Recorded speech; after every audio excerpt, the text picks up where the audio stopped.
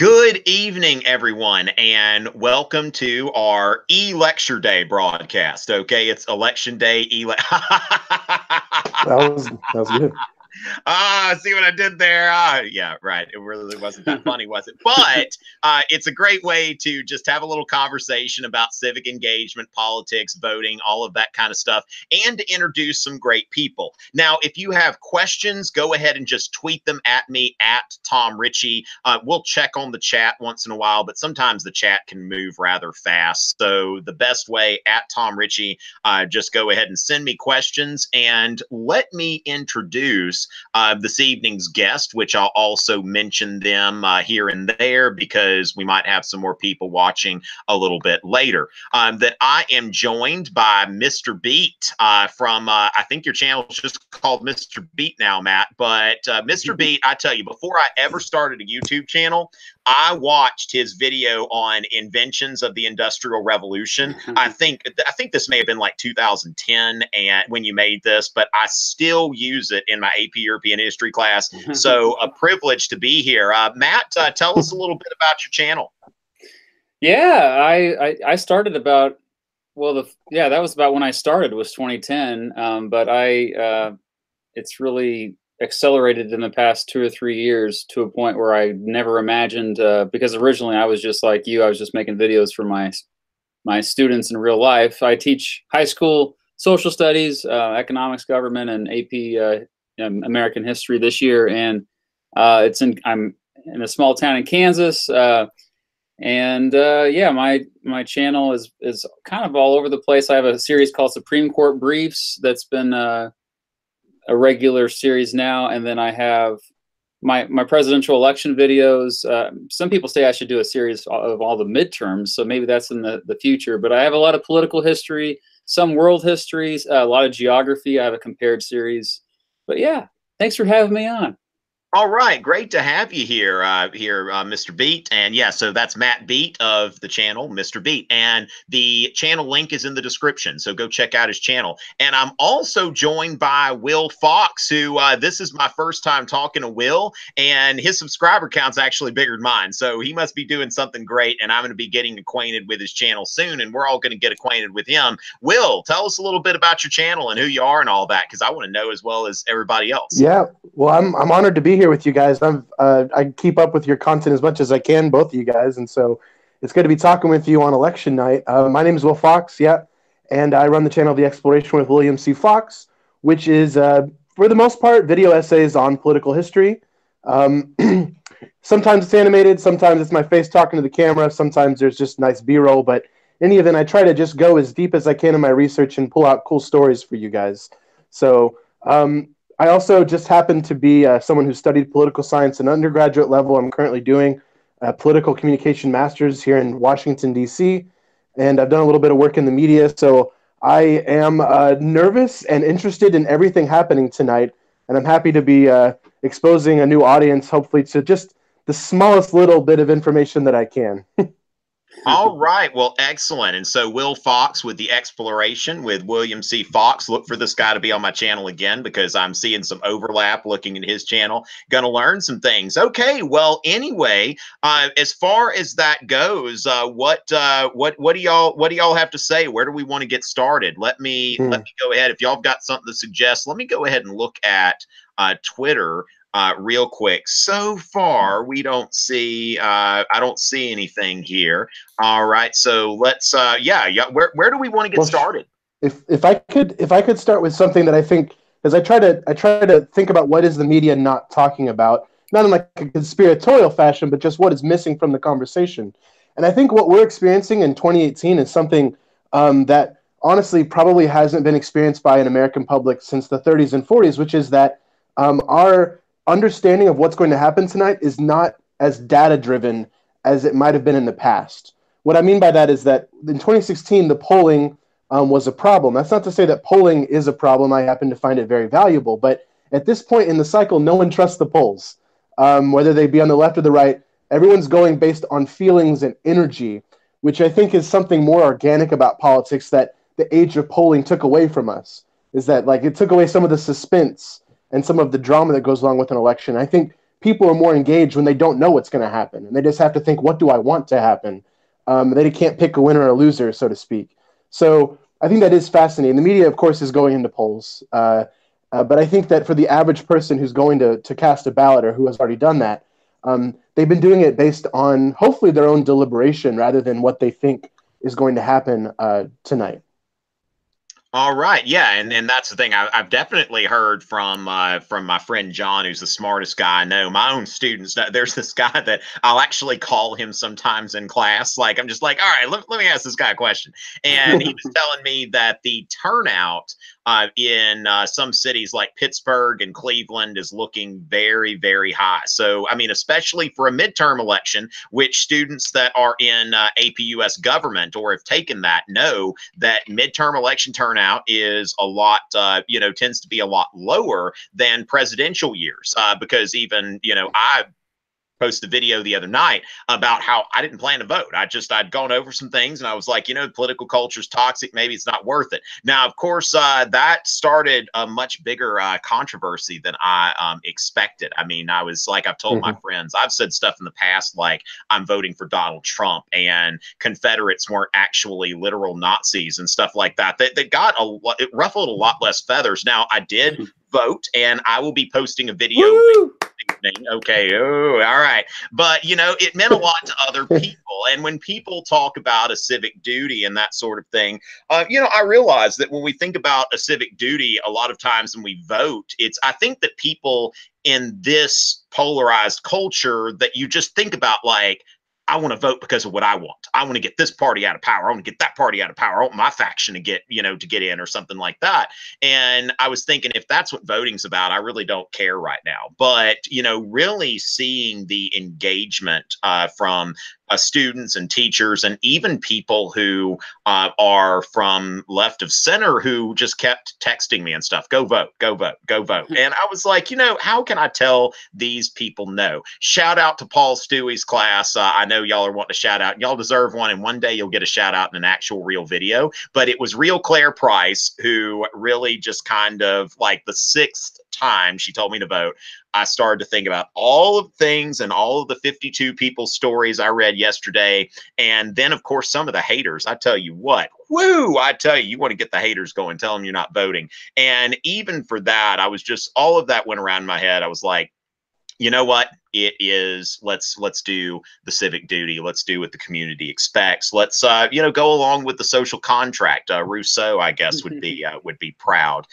So yeah, it has been quite a 48 hours, but I will be posting a video later. Of course, I already let my social media know that I voted like hours ago because, there were the conspiracy theorists who were saying, oh, he's engaged in some kind of elaborate voter suppression scheme. Like, Tom Richey's like huge audience just going to say, oh, we're not going to vote. And we were all planning on voting for Democrats and we're not going to anymore because Tom Richey said he wasn't voting. And I was like, whoa, but I voted. All right. So I think, and thank you, Matt, for the applause. And Matt, do you have anything to add on that end?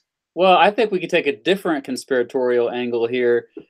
You mentioned that like, oh, he just because he leans conservative, that he doesn't want people that aren't conservative voting. I think it's actually different. My conspiracy is that you said you're not going to vote because you knew that would get people fired up to defend, our right to vote and basically start this conversation. And I mean, it did, right? And I was triggered when I saw I saw the tweet. What was it, 2 days ago?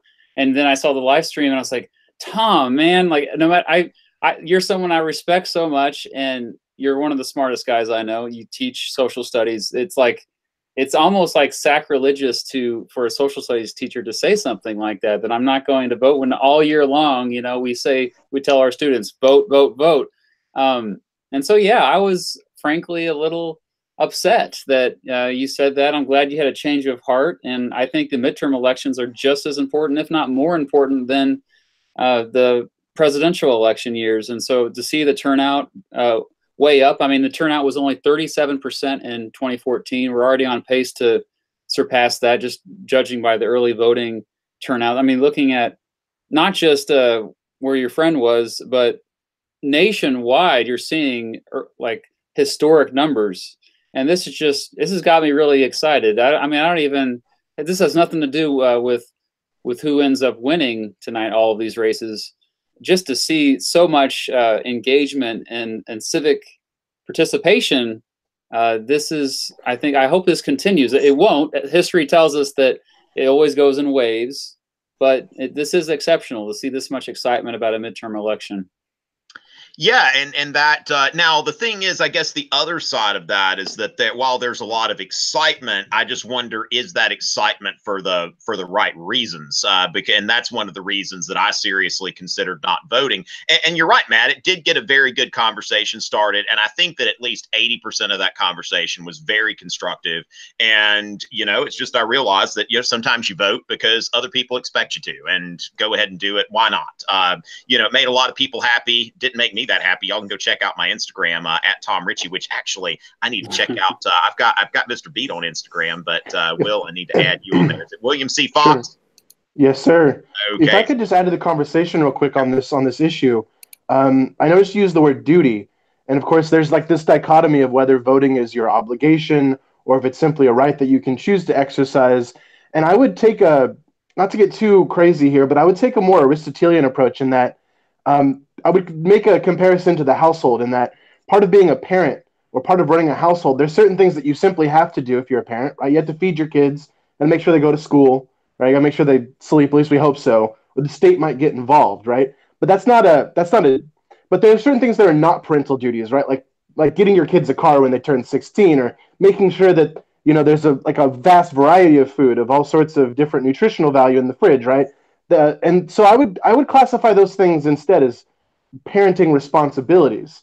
And so I would also, if I could extend that metaphor then to civic participation, in that voting is not an obligation, it's not a duty. The government's not going to come, unless you're Australian, and tell you simply have to vote.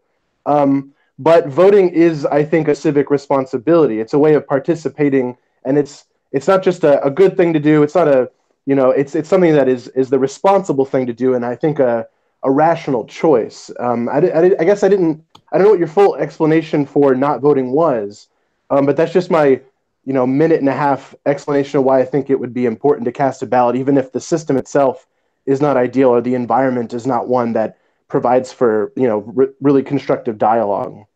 Yeah, and I think a lot of that is, it's really difficult to put your views out there and to respect. I mean, it's like I respect other people's views. I don't try to hide behind anything. Like some people were trying to in one of these chats that I saw between teachers, kind of like what they did with PewDiePie, and they're like, oh, we'll take this and we'll take this and this and this and this. Oh, and PewDiePie's a closet Nazi. And so they're like doing all this. It's almost like you've got this suspect board, and here's like this big conspiracy that Tom Richey's trying to do.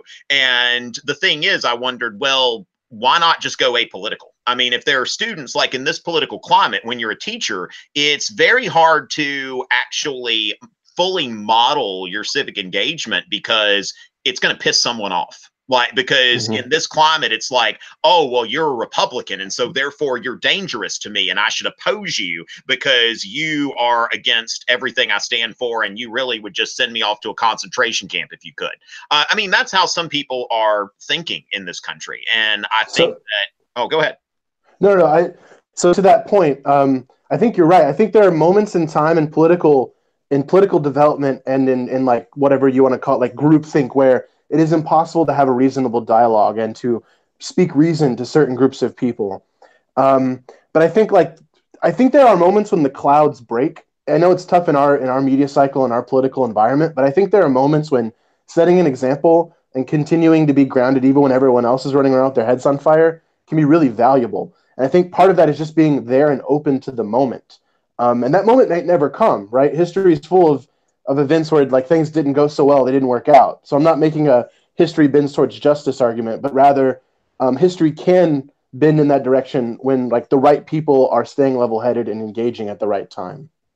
Yeah, and I think sometimes, like I've had Dr. Greg Sadler on here before, which it would have been awesome if he could have joined us. I I don't love know. that guy. I I tell you, was I've like, had him. He's he was been on a great. couple podcasts and live hangouts, and he just blows my mind every time. And one thing that he's said before is part of the problem is that people think that they've got a monopoly on justice. Like essentially that my side is right. I know that my side's right, and therefore the other side must be wrong. And so people think, well, the people who disagree with me, they're entirely without merit, and it becomes more of a straw man kind of thing instead of listening to each other. And what Dr. Sadler, he said Aristotle called this stasis, where we at least accept the legitimacy of our political institutions and the legitimacy of the opposing party, which for me, I've just been struggling with that because, there are people who, and I think some of this, and I think most teachers are doing great things, but after some of the stuff I've seen, I would say that there are some,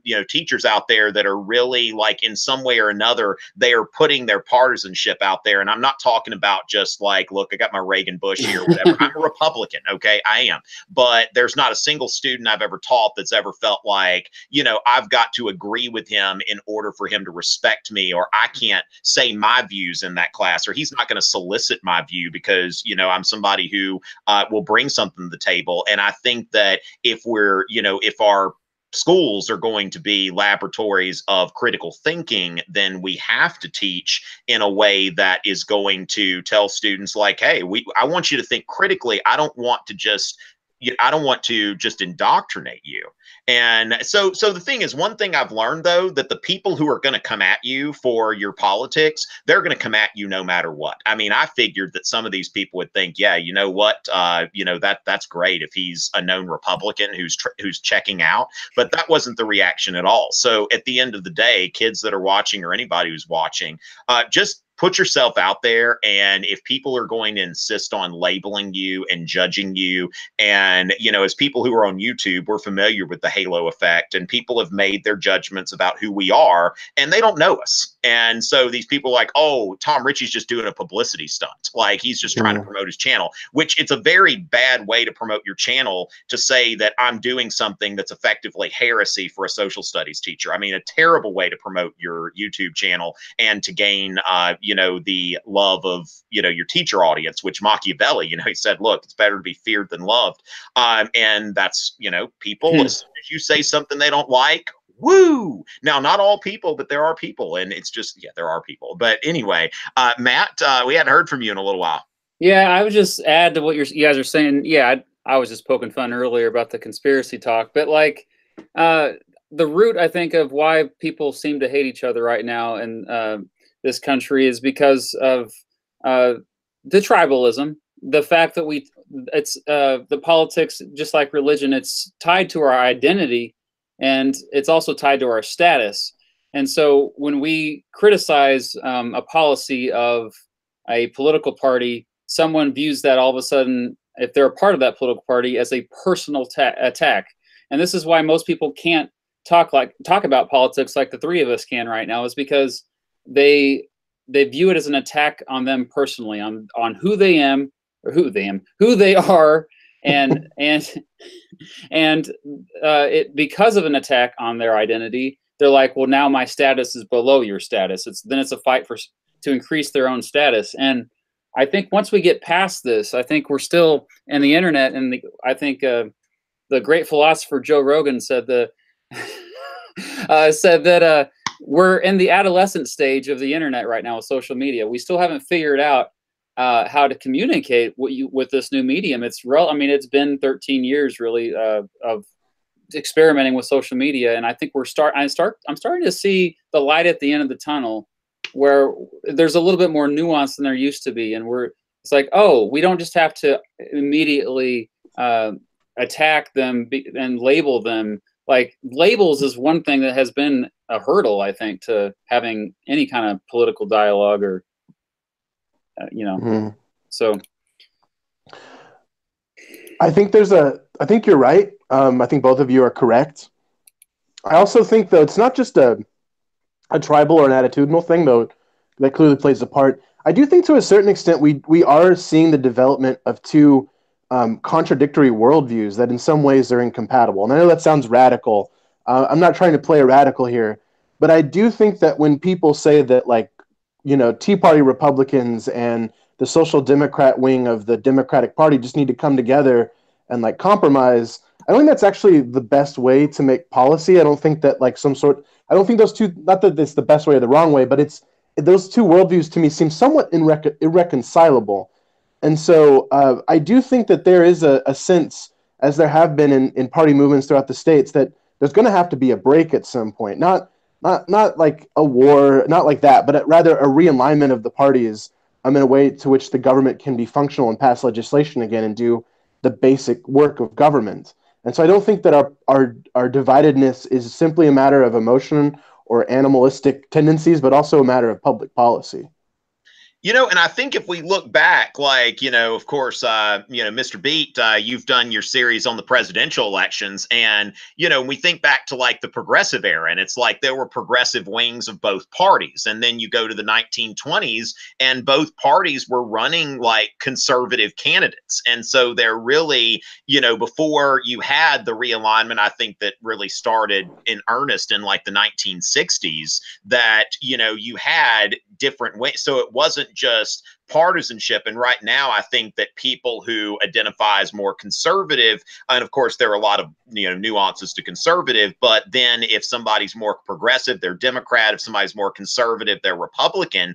And it does make policy making very difficult. And when you've got like those partisan, the official partisan operations, and they mirror like these two competing ideologies, because when it comes down to it, that you've got Americans. I tell people like, I've got concerns about immigration, and then it's like racist, or something like that, that it's just everybody's got this idea that, or if somebody, wants to be, more compassionate toward immigrants, then it's just like, oh, you hate this country or something like that. Or, it's really, I think, but then again, I think if we did have a way that people were able, like and I just don't know how to go about that, if our politicians were able to come together for some kind of reasonable compromise on immigration, that both sides thought that they're acting in good faith. Now, of course, when we look back at U.S. history, though, one thing, like when I'm teaching the Compromise of 1850, it's like, well, what's Calhoun's problem? Like, why is John C. Calhoun so adamantly against the Compromise of 1850? Well, he's thinking back to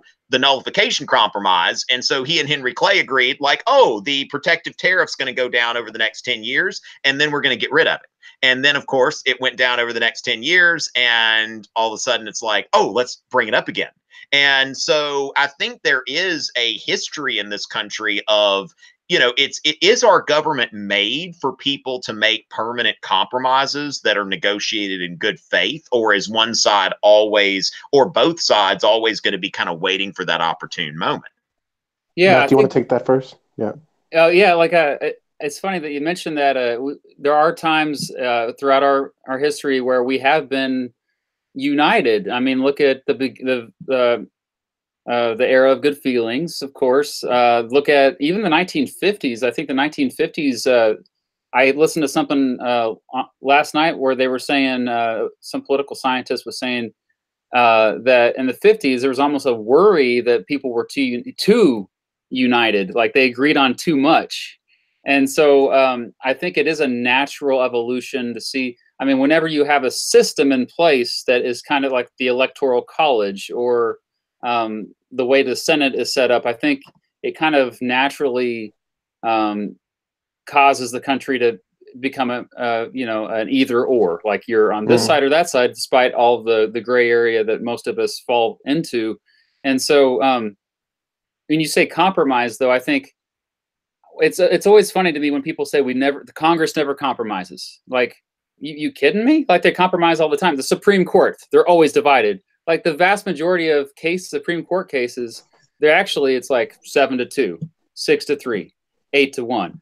And so, literally the Constitution happened because of compromises. And so it's incredible to me to see like how the Great Compromise and Three-Fifths Compromise, like how that even happened. But you think about it more and more, this is just something we just don't, I think, give enough attention to. That we're often compromising more than we admit. And even a Congress that apparently today in 2018 seems dysfunctional, I think behind the scenes a lot of stuff gets done. It's just that the media gravitates towards the controversial. They want to point out, look, they're fighting on this issue, and so we just assume that they're fighting on every issue, when a lot of the people that are going to get elected tonight, they actually agree on most issues, and they're going to work together.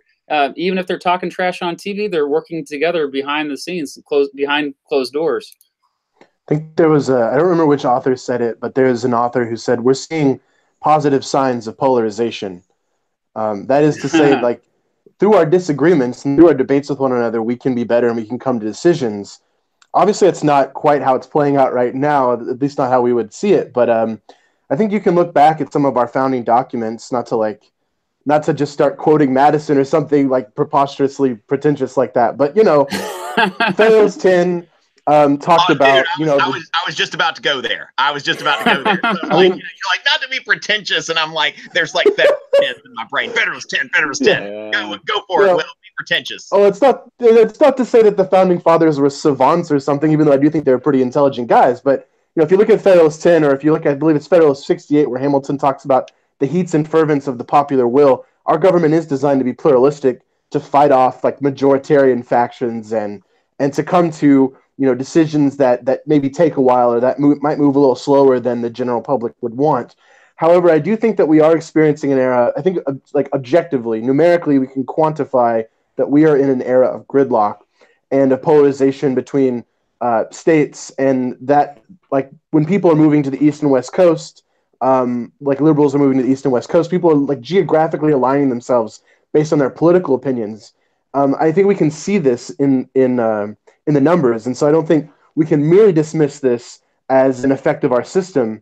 So I think both things can be true at the same time, that our government is meant to be pluralistic, but it can still experience pretty paralyzing gridlock that's a problem for the government as a whole. You know, that is really interesting there, as far as, and remember, ladies and gentlemen, anybody that tuned in late, these gentlemen who are with me, Will Fox and Mr. Beat, I've got their channels linked in the description. Okay, so if you like what they're saying, go check out their channels. Even if they say something you don't like, go check out their channels. But that is an interesting kind of thing here, because I didn't think about that when it comes down to it, a lot of us do have some control over where we live.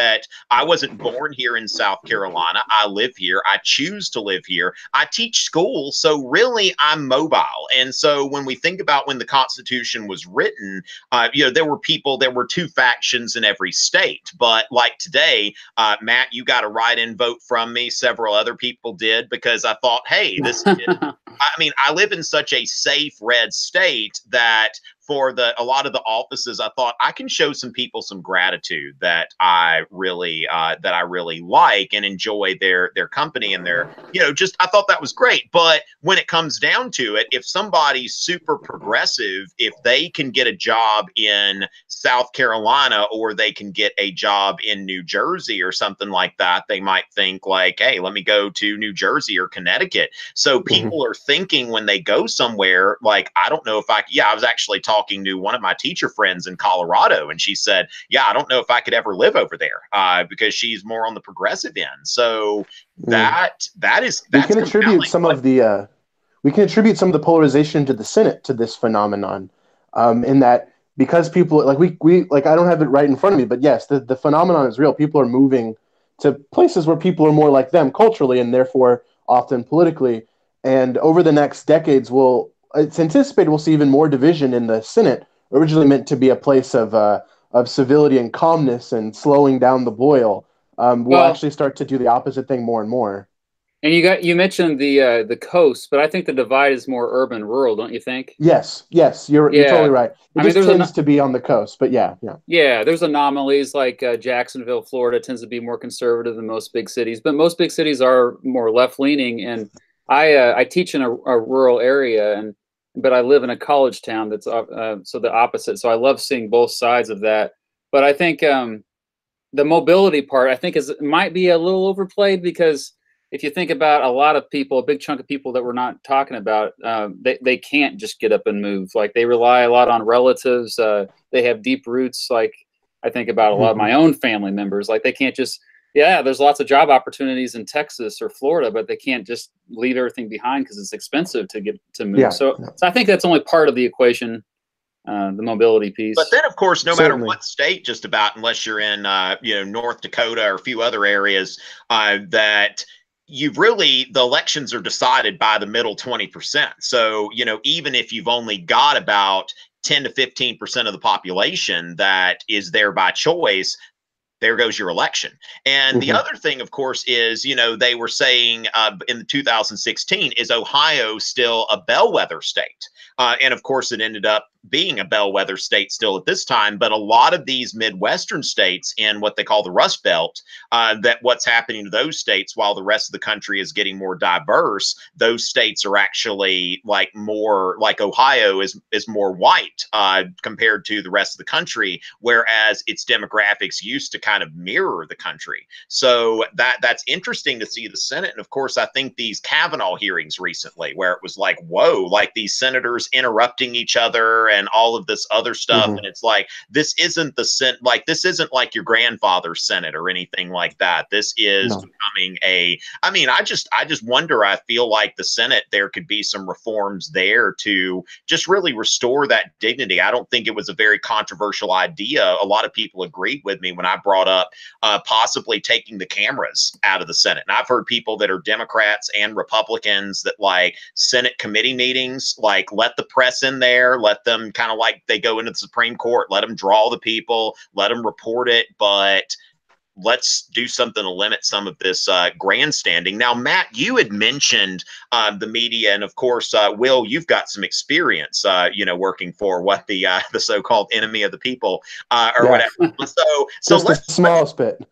Yeah, let's chat about that. Like, Matt, what do you have to say about like the role that the media is playing in the election? We can go mainstream media, social media, anything like that, because I think that's definitely something like when you mentioned Joe Rogan, and I always think about like that Chappelle show, where Tyrone Biggums is on Fear Factor, like anytime. Let me tell you something, Joe Rogan. But as far as that goes, it is something that, there are some of these things like, there was one of these people that was coming at me, just like one of these people that, come on now, that he was pulling up stuff that I tweeted. And I'm like, really? Like, is Twitter, like, do you consider Twitter real life? That's, that some of these things are taking shape. Like some people see a tweet and they're like, oh, that should be taken absolutely seriously. But people who are on Twitter, they know that there's a lot of nuance that goes into tweeting. So Matt, take it away, whatever angle you want on the media. Well, first of all, thank you for your vote. I forgot to thank you for your vote.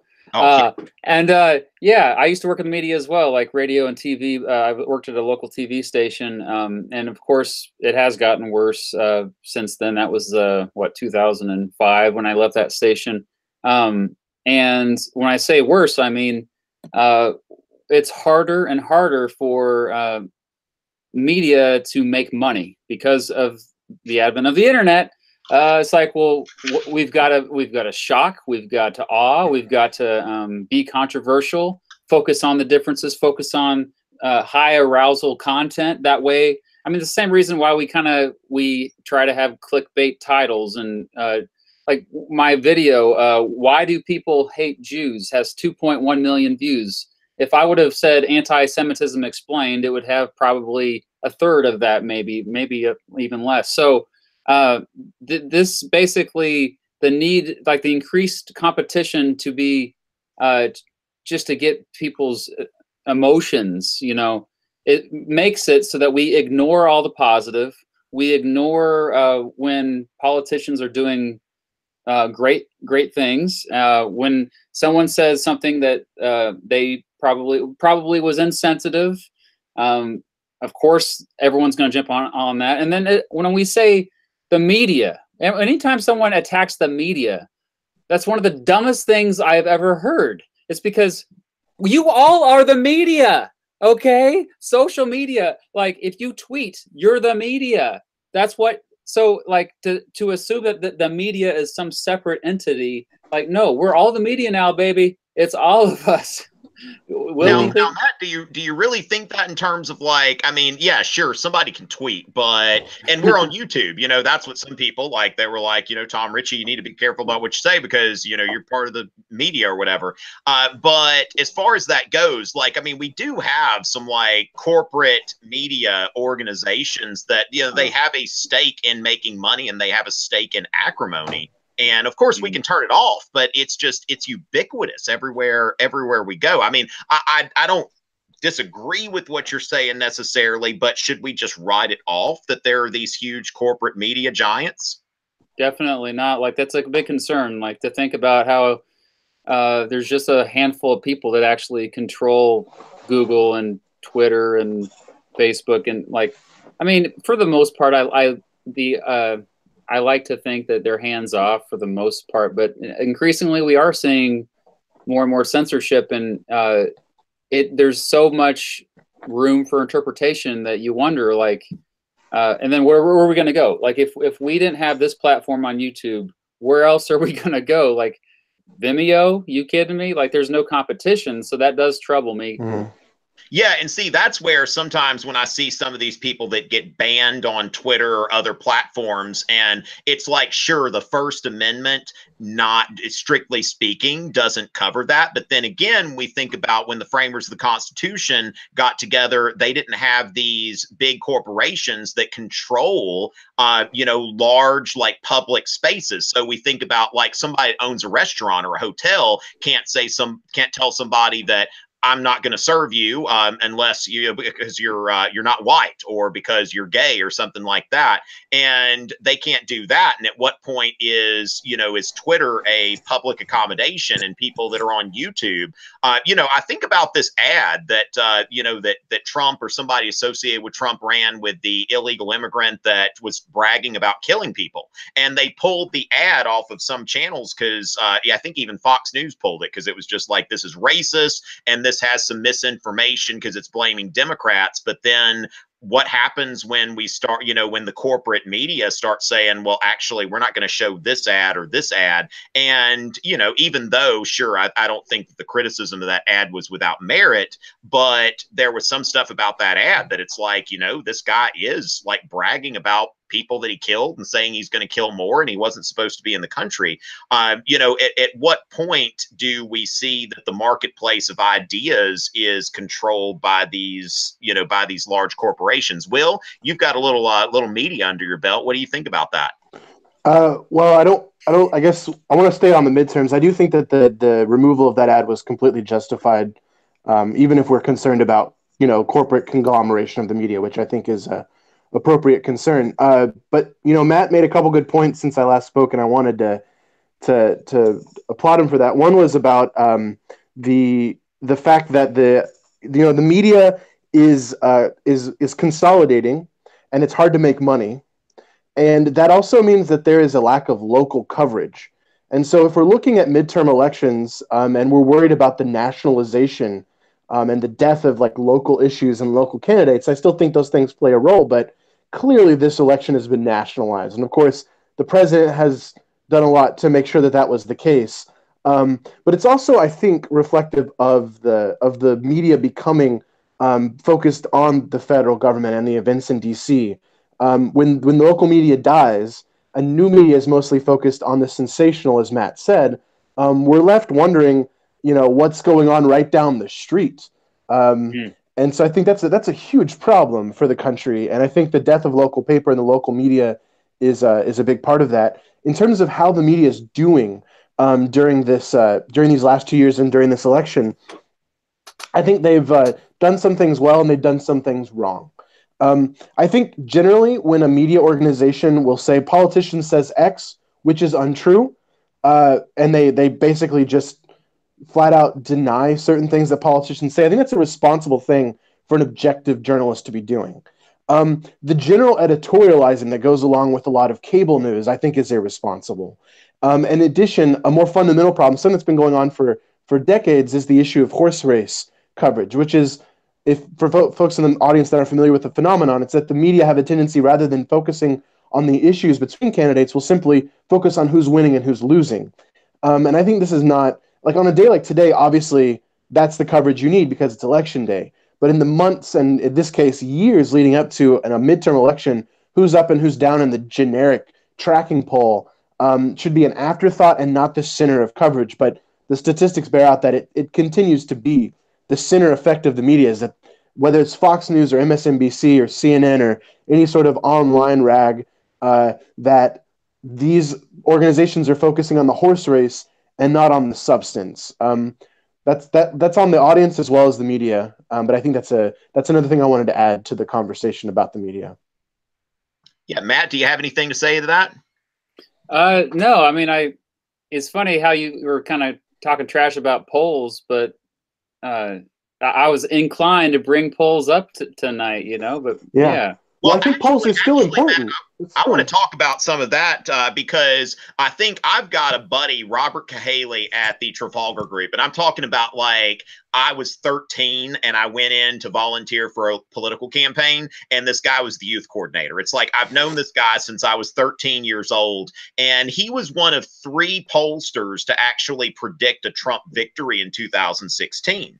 And what his company did is, when we think about polling, if you call and ask somebody, are you voting for Trump? Or are you voting like, let's look at Georgia. We want to look at Georgia and Florida when the returns come in, as far as people watching, because in both cases, in Georgia, you've got a white male, very conservative Republican against a black female that is a very progressive Democrat.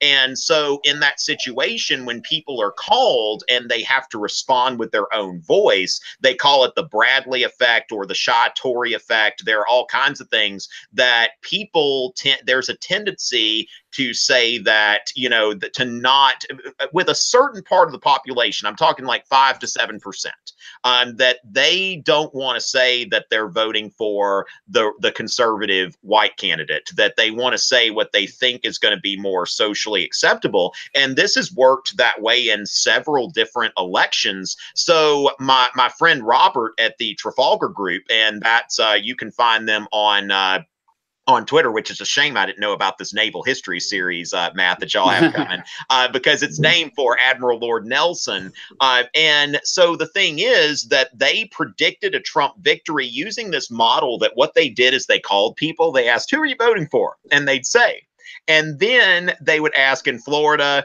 Michigan, and North Carolina, who are most of your neighbors voting for?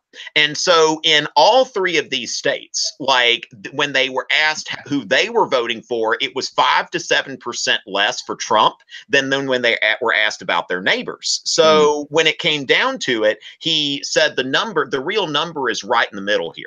And also when you have ways to poll people anonymously. So he's actually predicting that the Georgia governor's race is not going to be close at all. Now, of course, there's about 10% undecided, but yeah, he's predicting with his polling model that he said, unless you go to like Obama 2008 turnout models for African-American voters, that there's just this election's not going to be close. So I'm curious to see how that turns out. What do you have, Will?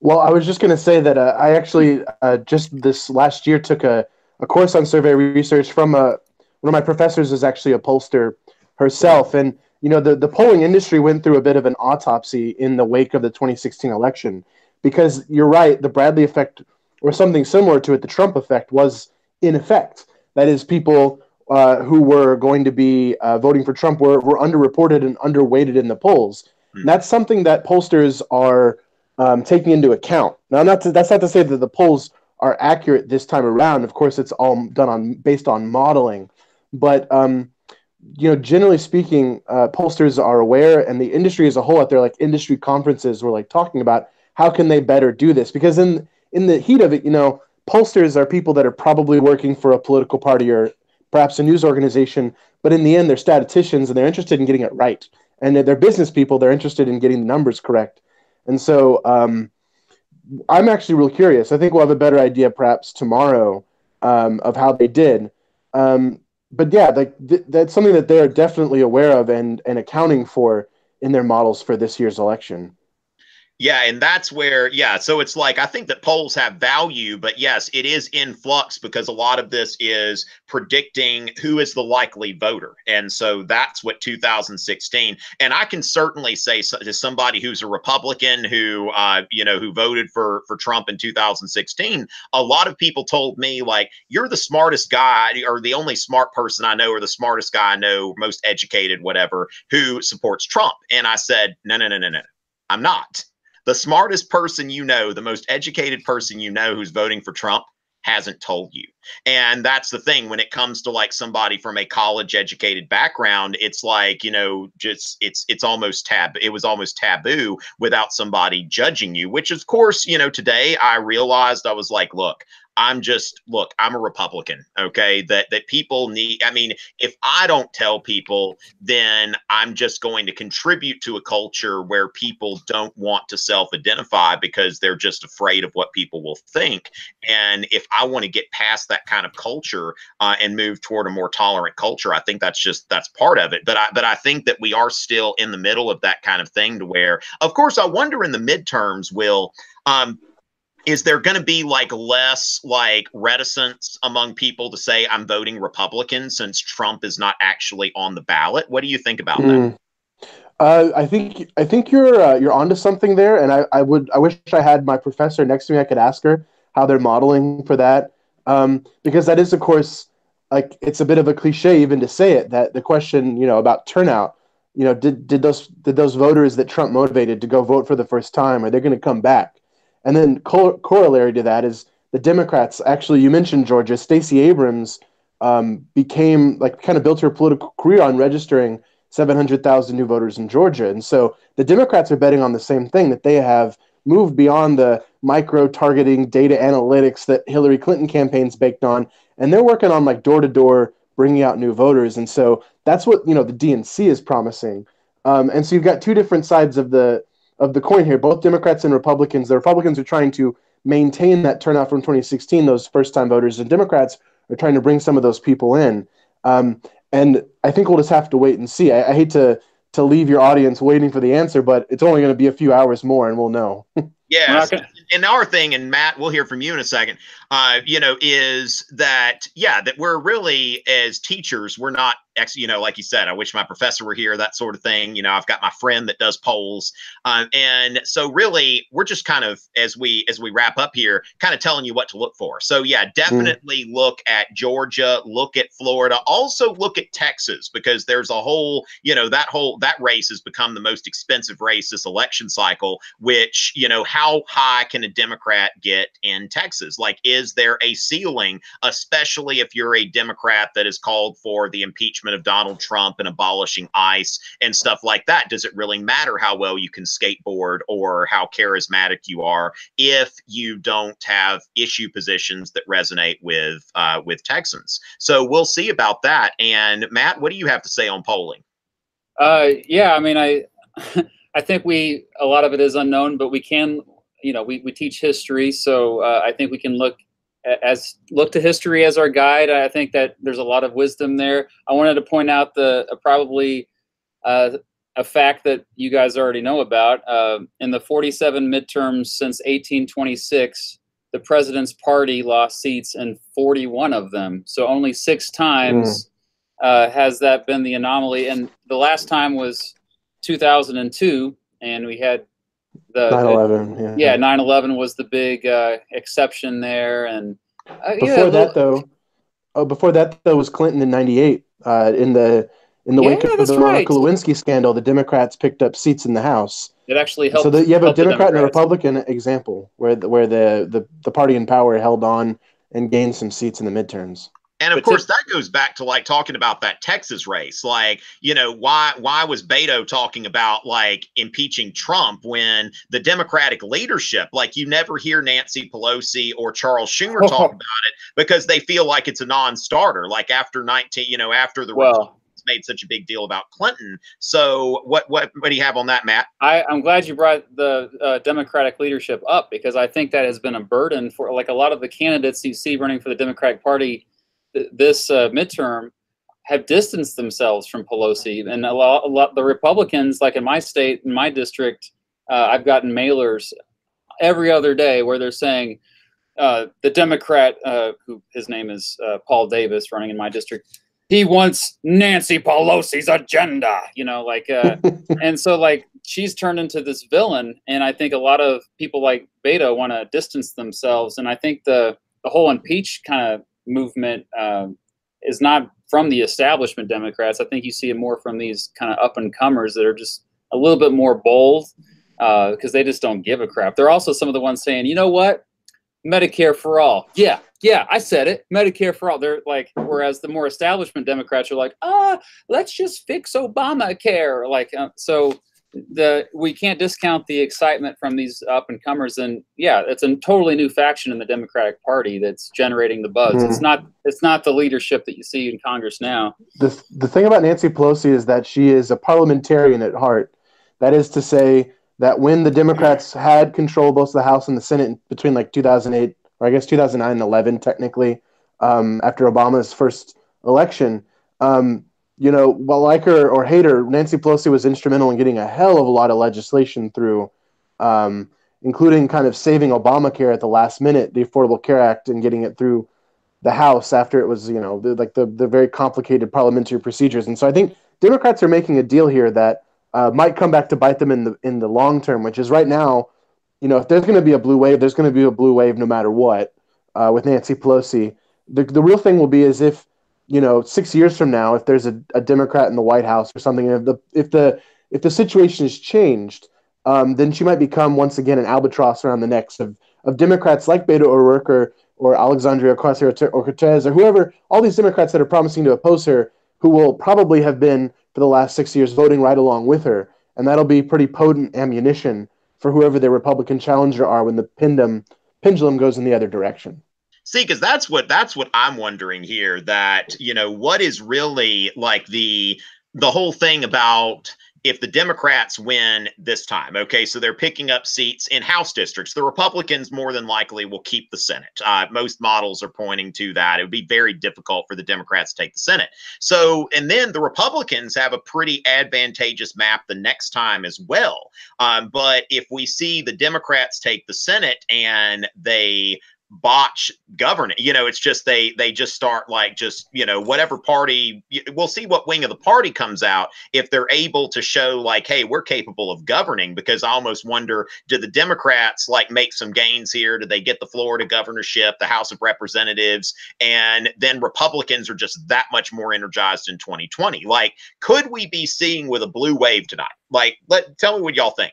Could we see a blue wave tonight that results in a red wave in 2020?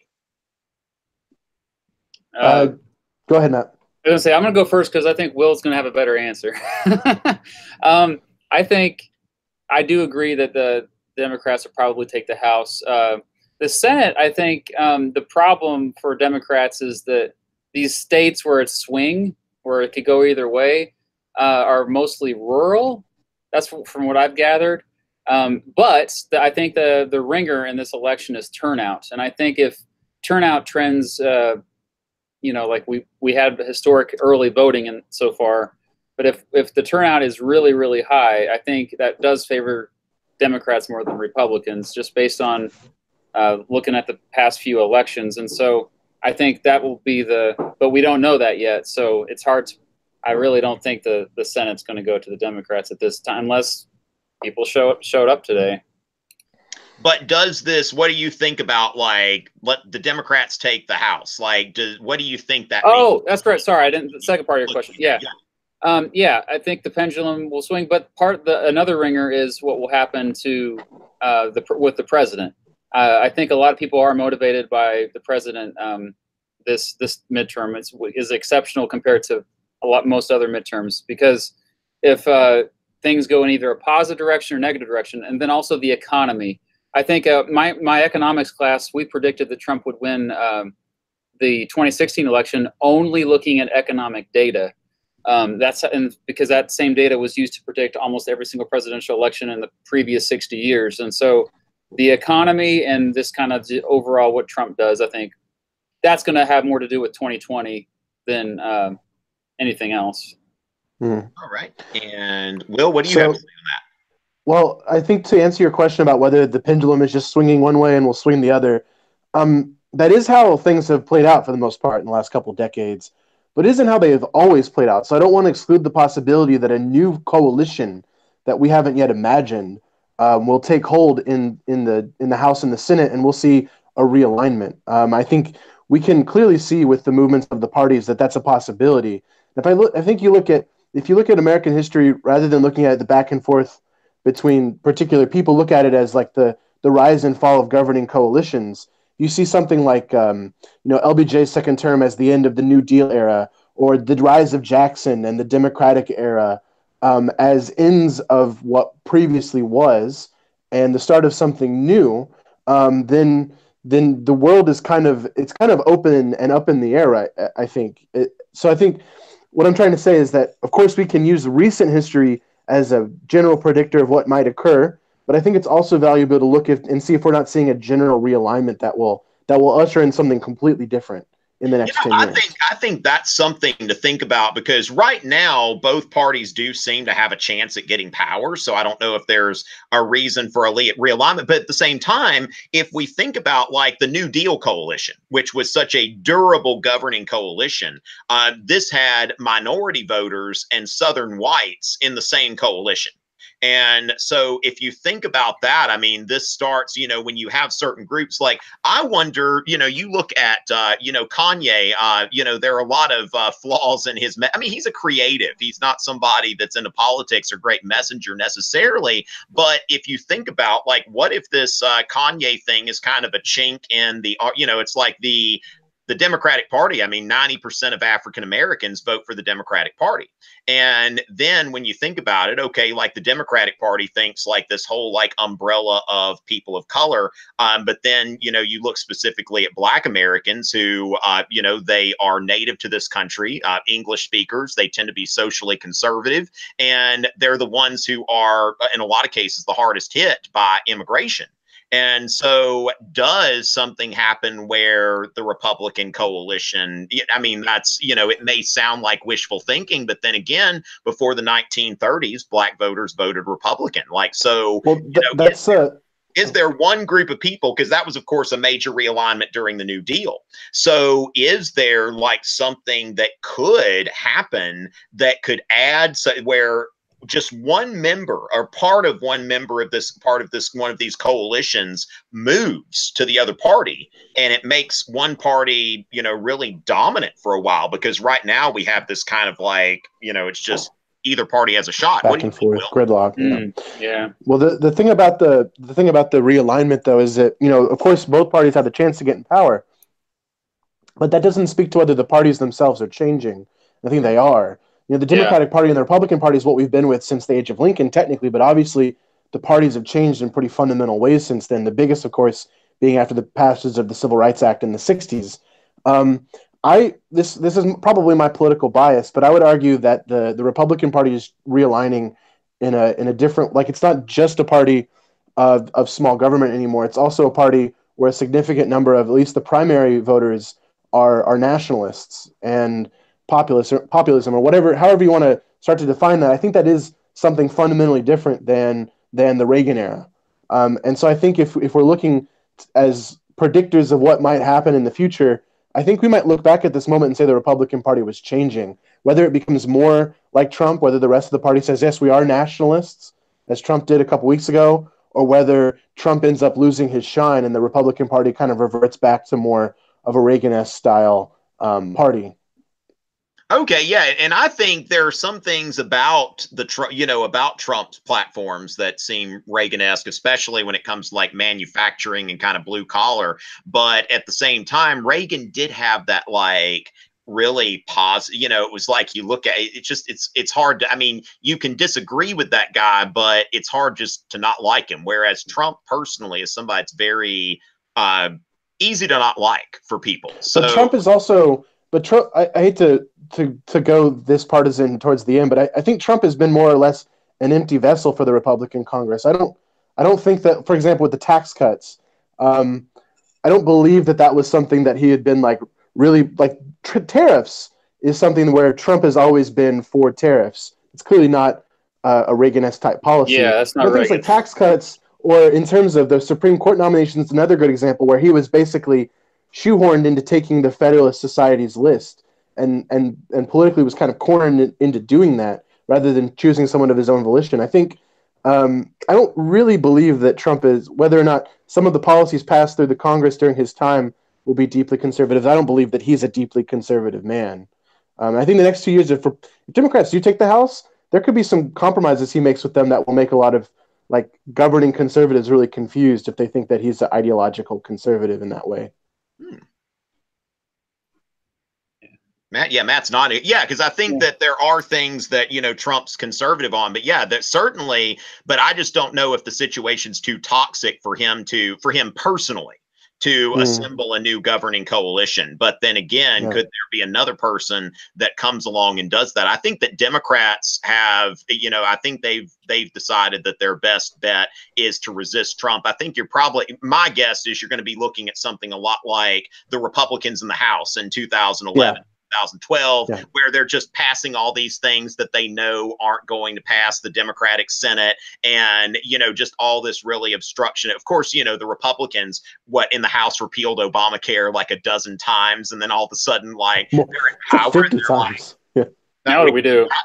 You know, it's so hard all of a sudden. It was so easy when it's in there. So I almost wonder, I mean, are we going to see like, oh, the House just passed Medicare for all? And it's like, well, you know, and then the Senate's just crickets, kind of thing. So yeah, but that's fascinating to think. I mean, now I would say that, I mean, Reagan's a little bit pre-NAFTA. I mean, I forget I forget the exact company, but there was one company that Reagan slapped some kind of, you know, temporary reactionary tariff measure against, because he felt like it was, you know, against American manufacturing. And I've said before, I think that Trump's tariffs thing is more of like a weapon, almost like Jefferson's embargo. Like, you know, some people, if they've got simplistic, like, understand the embargo, it's like, oh, Jefferson. No, but it's like Jefferson was a free trader, and Jefferson's the president that we're going to cut off trade with everybody. Talk about realignment. That could be the thing that realigns the parties. Is if the farmers are hurting right now in Kansas. The soybeans, I mean, they're not. This is their market. Sorry, go ahead, Matt. Go ahead. No, yeah, that could be one thing. I think if parties are going to realign, it's going to be economic. That's what it's going to be. Interesting. Go ahead. No. That was a great point. I think. I guess the next 2 years will bear out. I think obviously. I've heard some people talking about Trump as, you know, the last 2 years as being, you know, disregarding his rhetoric, the general governance of the country has been conservative. And I think that that's not as true as people would like it to be. And I think if it is true, it's a product of the Republican Congress and not of Trump himself. Whether or not he's using tariffs as a weapon, I think it's unquestionable that's not a conservative, at least not a small government conservative free trade stance. Whether or not, you know, Reagan used some targeted ones against a company or two, Trump is obviously using them in a much more expanded way that I don't believe that a free trade conservative could stand behind. But you know, I didn't want to bog down the conversation too much in this. If y'all wanted to talk about something else before we end our conversation. Yeah, we start talking too much about tariffs and the viewership goes, phew, you know, I don't hear about tariffs. That's boring. Yeah, but we've been on for about an hour now. So just any final thoughts? Now, remember, if anybody, you know, we've got some people here that I know there's a lot of come and go during these things. So you've got Will Fox and Matt Beat. Both of their channels are linked in the description here. So we've just kind of been having to talk about politics, and I've had fun with these guys. But remember to check out their channels. Matt, anything you have to say on any of this? Any goodbyes before we head out? Thanks for having me on. Today's also my birthday, so it's always a great day when election day lands on my birthday. So I'm just geeking out. I mean, and I think I'm just really excited to see the excitement for the midterms, and there should be this excitement every midterm election. It doesn't matter how we get to this point, as long as people are voting. I'm glad you voted, Tom. We need more smart people like you voting. Another conversation for maybe those people that maybe shouldn't be voting. But Thanks for having me on. Yeah. All right. Yes, a pleasure to be here. And, you know, it made other people happy. And I mean, that's what we're about on YouTube, right? If we're not making other people happy, then, you know, we're not going to go too far with this. And Will, any last thoughts before you head out? Sure. The broadcast you're jumping on? Yeah, no, I'm actually going to a party first, so I'll be kicking back maybe a beer or two and having some pizza. But happy birthday, Matt! I forgot to say happy birthday. Yes. And I want to echo what you said about the positive, like the fact that people are so civilly engaged right now is amazing. You know, I moved to DC because I wanted to become more engaged, and what I've actually found is that a lot of my friends and family back home are the ones that are more engaged than I am, because they can do more on the local level, and they feel like they are empowered to participate. And I think that's just an amazing positive development for the country. I hope it continues. I know that obviously it could end just as fast as it started, but I hope it's the case. And another thing to celebrate, since we're being positive, is that there are, I believe, 100 women running right now for House seats. Yep. And that's a mixture of Democrats and Republicans. And I think that, you know, coming up on the 100-year anniversary of women getting the vote and the suffrage movement actually being successful, I think that it would be pretty awesome if we see a lot more women elected to office. Just not for any other reason than it's just really cool to have a Congress and a House of Representatives that might be more reflective of how we are as a country. And so I think if you look at civic engagement and the number of women that are running for office right now, we have reasons to be happy tonight. Oh yeah, and I tell you, like there's something. It reminded me. You've got a Richard Nixon book on your shelf, Will. That one of the Nixon tapes. Nixon is actually talking to George H.W. Bush, who was the head of the RNC at the time, and he's talking about how, hey, I went to South Carolina. I was talking to the Republicans of the legislature, and I saw some really pretty Republican women. And he was like, "This is just a great idea." Nixon, of course, you know, private conversation, Nixon tapes. He's like, "I'm not saying I'm for women or anything, but this just seemed like a good idea politically, that South Carolina, which had been dominated by the Democratic Party, he's seeing that, like, hey, you know, if we can find some good women candidates, maybe that does something." But anyway, Nixon tapes are just always fun to listen to if you're your politics junkie. But anyway, ladies and gentlemen, Will, have fun at your party. And thank you. Matt, your birthday party may or may not be as fun. I know you've got a family and all of that kind of stuff. So, but happy birthday to you, and thank you for joining me for this e-lecture day broadcast. Real knee slapper there, people. And yeah, it's just great to talk to y'all. And ladies and gentlemen, just remember that you know, civil discourse is not dead as much as we may think it is sometimes. And thank you for everybody who urged me to vote. It wasn't something I planned on doing, but you know, evidently it's something that's important, even if you live in a deep red state and it's not really going to make a practical difference. So anyway, ladies and gentlemen, thank y'all so much for watching. And again, check out Will's channel and Matt's channel in the description. It's always a pleasure.